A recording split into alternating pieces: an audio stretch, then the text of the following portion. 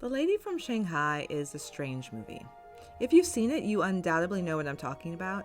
The plot is very convoluted, and in a genre filled with movies with messy plots, this has got to be one of the messiest. But it's also one of the most beautiful and surrealistic noir pictures you'll ever see.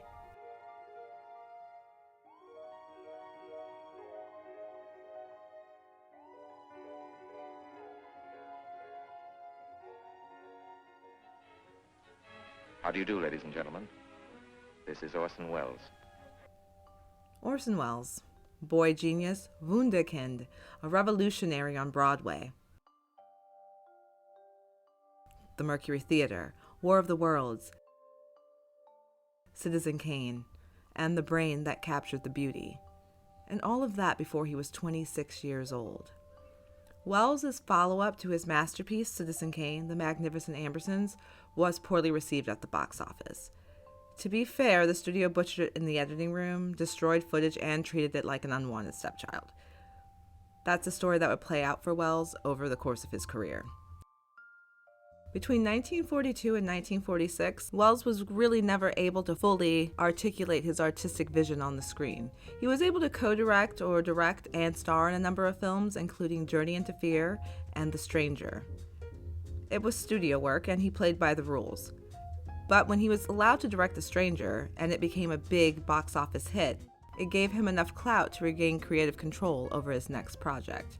Side note, also during this period, in 1944, he'd acted in one of my favorite adaptations of Jane Eyre, playing an obnoxiously surly Mr. Rochester, opposite Joan Fontaine's Jane. The story of how Welles settled upon the Lady from Shanghai as his next project is told several different ways. Here's Orson in his own words. I was trying to think who in Hollywood could send me $55,000. I thought Harry Cohen. I called him up and I said, I've got the greatest story you've ever read. And I turned the paperback around that the girl in the box office was reading. It was called The Man I Killed. And I said, it's called The Man I Killed, written by such and such, a paperback, buy it. I said, you get me $55,000 to Boston in 2 hours, and I'll make the picture. I'll write it and direct it and act in it. 55,000 came.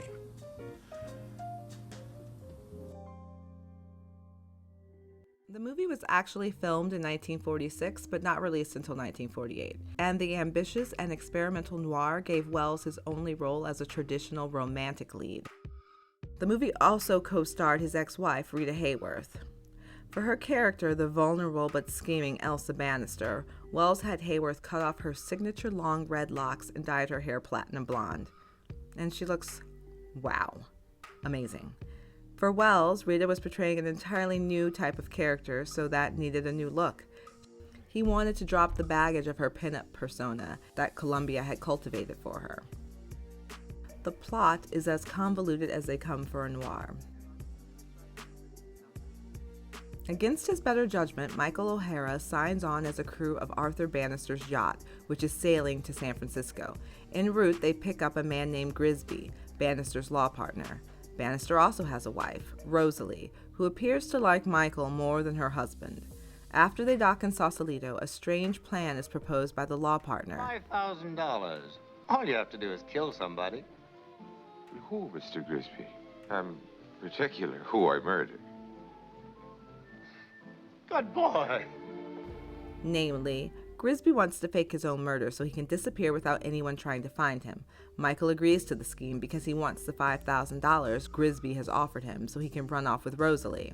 But when Grisby actually turns up murdered, Michael gets blamed for it. Somebody has set him up, but it's not clear who or how.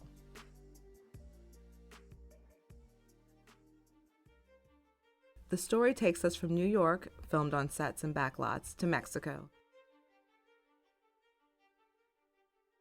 and then finally San Francisco.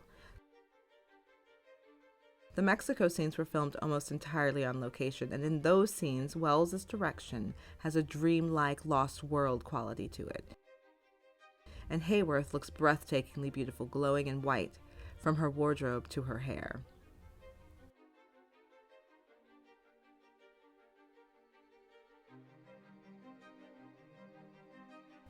It is in San Francisco that the final act of the movie plays out, where crosses and double crosses lead to a life or death game of cat and mouse.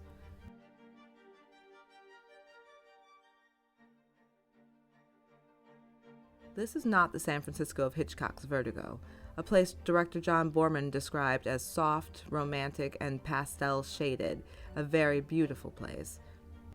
Wells' San Francisco is harsh and black and white. There's nothing romantic about it. It feels dangerous. He fills the screen with uncomfortable close-ups of grotesque characters. He makes us look into Elsa's eyes. He makes familiar settings seem surreal.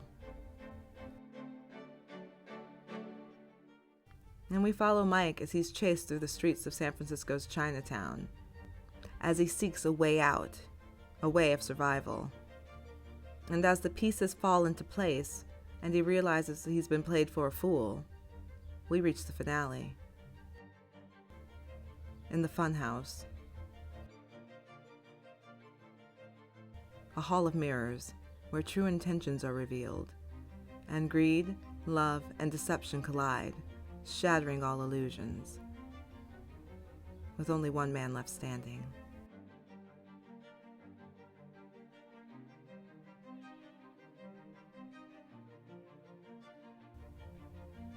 There are 8 million stories in the cinema cities. This has been one.